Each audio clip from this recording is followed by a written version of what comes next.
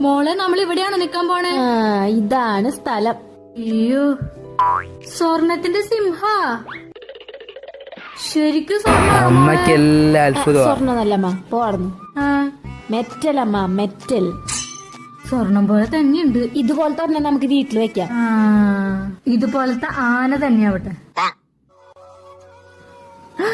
സ്വാമി, അയ്യോ സ്വാമി ശരണം. അമ്മ മാറിടെ അവിടുന്ന്. ആൾക്കാർ അമ്മ. ഓ, ഇതൊന്നല്ല അമ്പലം. നാണം കെടുത്താണ്ട് നടക്കില്ല. ഓ, അയ്യോ, എന്താ മോളെ ഇത്? പൈസ